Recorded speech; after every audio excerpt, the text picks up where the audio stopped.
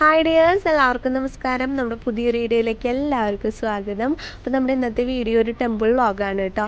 അപ്പോൾ കുറേ പേരായി ചോദിക്കുന്നു, ചേച്ചി ഇപ്പോൾ ടെമ്പിൾ വ്ളോഗ്സ് ഒന്നും ചെയ്യാറില്ലല്ലോ എന്നുള്ളത്. അപ്പോൾ ഞാൻ ഇന്ന് ഒരു ടെമ്പിൾ വ്ളോഗായിട്ടാണ് കേട്ടോ വന്നിട്ടുള്ളത്. നമ്മൾ ഗുരുവായൂരപ്പനെ കാണാനായിട്ട് വന്നിരിക്കുകയാണ്. അപ്പോൾ നമ്മൾ മാസത്തിൽ ഒരു തവണയെങ്കിലും വന്ന് ഗുരുവായൂരപ്പനെ കാണാറുണ്ട് കേട്ടോ. അപ്പോൾ ഞാൻ വ്ളോഗായിട്ട് ചെയ്യാറുണ്ട്, നമ്മുടെ ചാനൽ കാണുന്നവർക്ക് അറിയായിരിക്കും.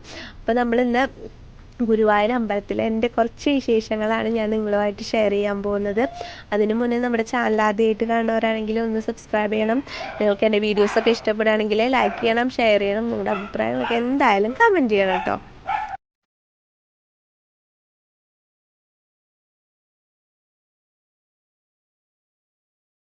അപ്പം നമ്മൾ സാധാരണയായിട്ട് വൈകുന്നേരങ്ങളിലാണ് വരാറുള്ളത്. ദീപാരാധന തൊഴാനാണ് കേട്ടോ വരാറുള്ളത്.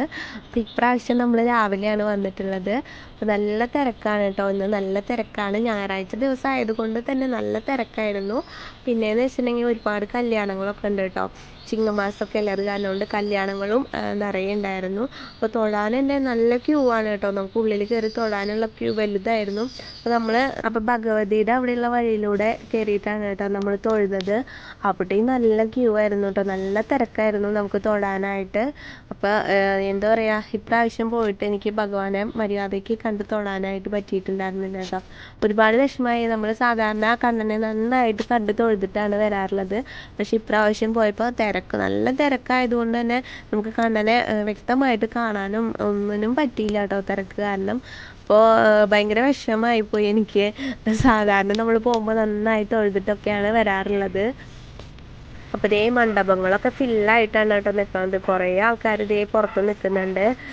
ഓരോരുത്തരുടെ കഴിഞ്ഞിട്ടാണ് അവർ കയറിക്കൊണ്ടിരിക്കുന്നത് കേട്ടോ. കല്യാണങ്ങൾ ഒരുപാടുണ്ടായിരുന്നു. പിന്നെ അത്യാവശ്യം തിരക്കുണ്ടായിരുന്നു കേട്ടോ. അപ്പോൾ നമ്മൾ അതിനുശേഷം പ്രസാദൂട്ട് കഴിക്കാനാണ് കേട്ടോ പോയത്. അപ്പോൾ മുകളിൽ നിന്നുള്ള കാഴ്ചയാണിത്. നിങ്ങൾക്ക് കണ്ടാൽ തന്നെ അറിയായിരിക്കും എത്ര അധികം ജനങ്ങളാണ് തൊഴാനായിട്ട് വന്നിട്ടുള്ളത് കേട്ടോ. അപ്പോൾ നമുക്ക് ഈ ഭഗവതിയുടെ അവിടേക്ക് പോകുന്ന ക്യൂ ആണ് ഈ കാണുന്നത്. ഇവിടെ നിന്ന് ഉള്ളിലേക്ക് പോകാൻ തന്നെ ഇത്ര ക്യൂ ആണ് കേട്ടോ. അപ്പോൾ നമ്മൾ ഈ ക്യൂവിൽ നിന്നിട്ടാണ് ഭഗവാനെ കാണാനായിട്ട് പോയത്. അവിടെയും ഭയങ്കര പെൻഡിങ് ആയിരുന്നു.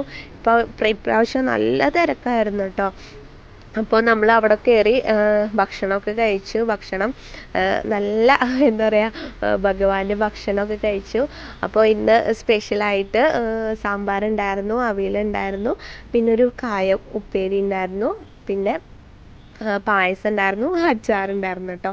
അപ്പോൾ അതൊക്കെ കഴിച്ച് ഭഗവാന്റെ ഭക്ഷണമൊക്കെ കഴിച്ചു. ഇനി നമ്മൾ വീട്ടിലേക്ക് പോകാനായിട്ട് പോവാണ് കേട്ടോ. അപ്പോൾ പ്രസാദ കൗണ്ടറിൻ്റെ അവിടെ വന്നപ്പോൾ നല്ല ക്യൂ, എല്ലായിടത്തും ഇത്തവണ നല്ല ക്യൂ ആണ് കേട്ടോ. അപ്പോൾ ഇത് അപ്പുറത്തെ സൈഡ് വരെ ഉണ്ട് നമുക്ക് ക്യൂ പ്രസാദത്തിൻ്റെ. അപ്പം നമ്മൾ പ്രസാദം മേടിക്കാനൊന്നും നിന്നില്ല കേട്ടോ.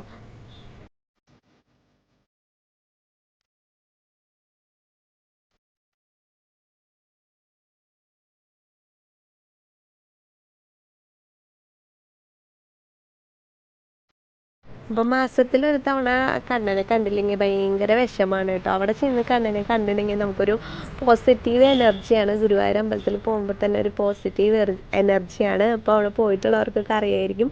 അപ്പോൾ എന്താ പറയുക, അപ്പോൾ എല്ലാവർക്കും ഗുരുവായൂരപ്പൻ്റെ അനുഗ്രഹം ഉണ്ടാവട്ടെ കേട്ടോ. അപ്പോൾ നമ്മൾ ഇനി വീട്ടിലേക്ക് പോവാണ്.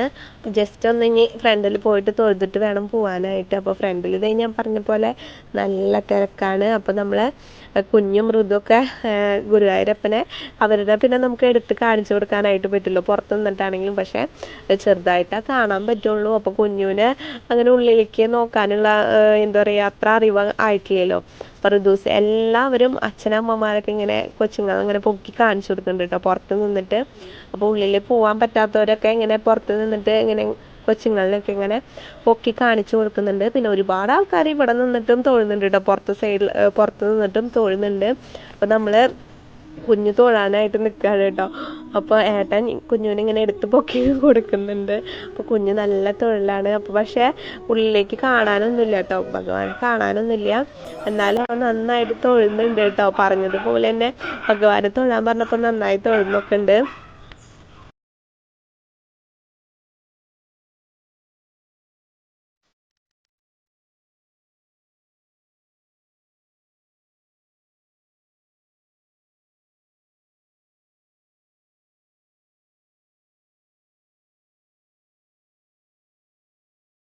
അപ്പം അത് കഴിഞ്ഞപ്പോൾ ഋതുസിനും തൊഴണം എന്ന് പറഞ്ഞു കേട്ടോ. അപ്പോൾ അവനെയും പൊക്കി ഏട്ടൻ തൊഴിയിപ്പിച്ചു. അപ്പം നമ്മളും തൊഴുതു കേട്ടോ.